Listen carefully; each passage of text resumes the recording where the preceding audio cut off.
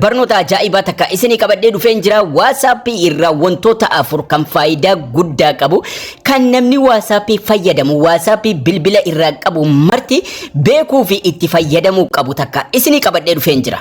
Kana jechuun WhatsApp bilbila irraa qabdu taanaan dirqama seetingiilee arfan kana your privacy matters jala beekuu qabdu itti fayyadamuu qabdu akkasuma waan sirreessamu mata duree arfanuu jala seenuudhaan sirreessuun dirqama jechuudha. Kan walii ilaallu ta'a akkasuma barnoota WhatsApp duraan darban namoonni barbaadan chaanaalii kiyya jala seenuudhaan playlistii jala yoo seentan mata duree playlistii jala seenuudhaan barnoota WhatsApp barnoota imo barnoota Telegram jedhee jira barnoota WhatsApp jala yoo seentan barnoota duraan dhimma WhatsApp irratti dabarse mara as jala seenuudhaan argachuu dandeessu mata duree adda addaatiin achi jala isiniif kaa'amee jira. Isiniin jechaa eegan mata dureen yookaan immoo wantoonni WhatsApp irraa haalaan barbaachisaa ta'an arfan kun maali isa jedhu irra seenuudhaan salphaadhumatti kan waliin ilaallu ta'a jechuudha. WhatsApp keenya irra seenuudhaan fedhu WhatsApp biizinasii haa ta'u fedhu WhatsApp noormaalii haa ta'u irra seenuudhaan tuqa sadii gubbaa kanarratti arganna. Tuqa sadan sana tuquudhaan seetingii haalaan barbaachisaa ta'an arfan kana kan waliin ilaallu ta'a jechuudha. Tuqa sadan sana tuqachuudhaan seetingii kan jedhu asirratti arganna. Seetingii irra tuquudhaan gara fuula duraa deemna. Seetingiin kun haalaan sirriitti isin gargaara.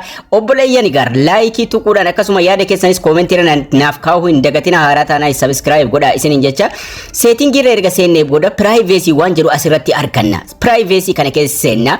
Seetingii kana bakka tokkotti walitti qabee lafa nuuf kaa'ee akkasuma akka inni haaraa ta'ee dhufes mata duree kana fidee as nuuf kaa'ee jira. Mata duree kana WhatsApp keessan irratti argattu garuu eegsii tuqxanii yeroo tokko balleessitan taanaan gara gajjallaatti gadi bu'uudhaan kan isin argattan privacy check up control your privacy and choose this right setting nuun jedha. Gara gajjallaatti gadi bu'uudhaan yoo achirraa dhabdan asirratti argattu privacy check up kan jedhu kanaa jechuudha. Yookaan immoo asumarra tuqxanii seentu yoo asirratti argattan privacy keessa erga seentanii yoo gubbaadhaa dhabdan garuu jala kana privacy check up kan jedhurra tuquudhaan seentu jechuudha. Ka gubbaa yoo jiraate garuu achumara tuquudhaan seenna yoo eegsii tuqxanii hin balleessine duraan jechuudha. Privacy check up kana keessa yeroo seennu haala kanaan nuuf baasa your privacy matters nuun jedha. Jala kanatti wantoota 4 mallattoo 4 nuuf qaba jechuudha. Kana jechuun mata duree 4 of jalaa qaba. Choose who can contact you, control your personal info, add more privacy to your chat, add more protection to your account waan jedhu mata duree 4 qaba. Mata duree tokkoon isaa keessa yeroo seennu wantoota adda addaa of keessa qaba jechuudha. So as keessa seenuudhaan waliin haa ilaallu. Choose who can contact you keessa seenuudhaan yeroo eegallu isa salphaa irraa waliin eegalla isa tokkoffaarraa. Yeroo achi keessa seennu wantoota sadii of jalaa qaba. Waa'ee groupii of keessaa qaba. Silence and noun call. Groupii keessa haa seennu isa jalqabaa keessa. Kara salphaarraa eegalle. Groupiin kun who can add you to group eenyu groupiitti si haa dabalu ka jedhu namni hundinuu groupiitti na galchu. Yoo akkas gootan namni busy isin godha groupii adda addaatti isin galchuudhaan. Kanaafuu my contact filachuu dandeessu akkasuma my contact accept filachuu dandeessu jechuudha. My contact nama sin lakkoofsa save gootanii qabdan qofa akka isin galchu. My contact accept filattanii nama tokko qofa nama lama qofa filattanii dhiisuu dandeessu. Duubatti deebi'uudhaan silence and noun callers inni kun haaraa dhufe. Kana jechuun lakkoofsa hin beekamne yoo isinitti bilbile saayilantii ta'a yookaan bilbilli keessan sagaleen ol ka'ee iyyee aazaa isinin kaa'u miiskoola garuu ni argitu yookaan nama isinii dawwale jaan ni argitu garuu sagalee akka hin qabaanne yoo feetan namni haaraan bilbila seevin godhanne. Kanaafuu kana yoo oongootan sagaleen isinitti bilbilame isinin cinqamu jechuudha. Nama isin lakkoofsa seevin goone nama haaraa jechuudha. Duubatti yeroo deebinu block contactidha. Nama block gochuu barbaanne gara biraatiinis block gochuu dandeenya waan ta'eef yoo feenes asiin seenuudhaan adii mata duree gubbaarraa tuquudhaan block gochuu dandeenya. Duubatti deebinu yeroo lama. Duubatti deebi'uudhaan mata duree lammaffaatti haa dabarfannu. Contact your personal info.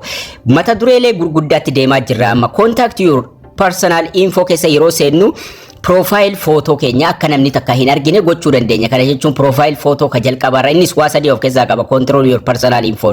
Ka jalqabarra yeroo tuynu akka namni tokko profile keessa hin argine nobody ra kaa'uu dandeessu jechuudha. Nobody kas arfaffaarra yoo keessan namni takka arguu hin danda'u profile keessa. My contact ra yoo keessan nama isin lakkoofsa isaa qabdan qofa save gootan qofatu argaa. Everyone immoo nama maratu profile keessan argaa. Nobody ra yoo keessan garuu namni takka profile keessan arguu hin danda'u jechuudha. So last scene online. Online keessan akka mul'anne dhos kunis as keessa jira jechuudha. everyone irra yoo keessan namni martiin ni arga my contact namni nama sin lakkoofsa save godhatan qofa nobody irra yoo keessan ka arfaffara yoo keessan garuu namni takka online jiraachuu keessan hin argu garuu sunis filannoo lama qaba kana jechuun yeroo sin online jirtan akka mul'atuu fi akkasuma same as last seen fakkeenyaaf ganamarra yoo irra seentanii guyyaas ganama seenee bahee jedhee agarsiisaa jechuudha yoo same as last time ka gajjallaasan filattan jechuudha kanaafuu nobody irra yoo keessan namni takka akkasiin online jirtan arkuu hin danda'u jechuudha duubatti yeroo deebinu read recipients ka jedhu ni jira ammallee sanirra yeroo seennu oniif ofii qaba kana jechuun asitti read recipientiin kun oniif ofii ofirraa qaba yoo kana ofii gootan yookaan immoo onii gootan jedhee filannoo lama qaba yoo ofii goone waan kana recipientii kana namni takka yookaan immoo akka nuti meeseejii nama sanaa dubbifne arguu hin danda'u yoo onii ta'e garuu blue right blue godha seennee dubbisuu keenya meeseejii nama sanaa ilaaluu keenya agarsiisa jechuudha kanaafuu yoo feetan ofii gochuudhaan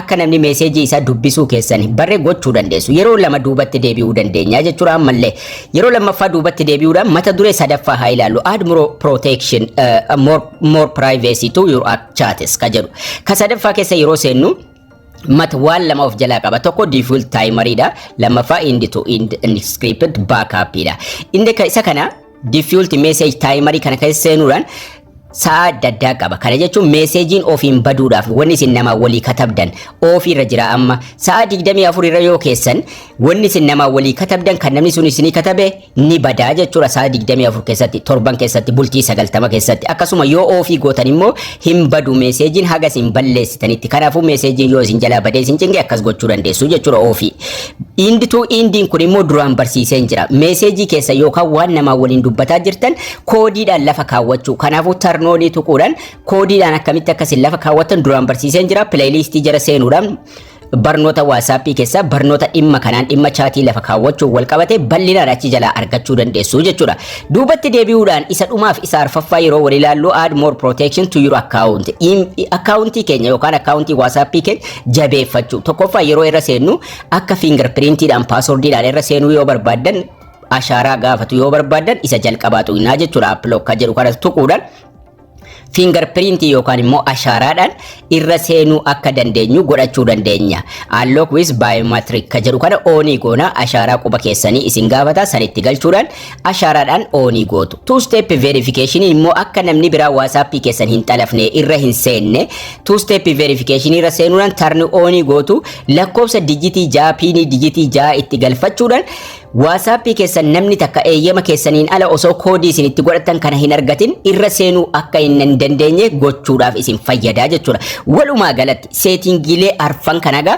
bakka tokko fidee nuuf kaa'ee jira privacy check up jala WhatsAppiin kanaafuu karaa baay'ee bareedaa ta'een karaa salphaa ta'een wantoota arfan as jala jiran kana jala seenuudhaan seetingii keessan sirreeffadhaa yeroodhaan itti fayyadama bareechee sirriitti isin gargaara isiniin jechaa eegan barnooti keenya har'aas kana fakkaata akka irraa barattan abdii guddaan qaba haaraa taanaan subscribe like share gochuu hin dagatinaa isiniin jecha haga barnoota kutaa itti aanu walitti deebinutti turtii gaarii nagayaan tura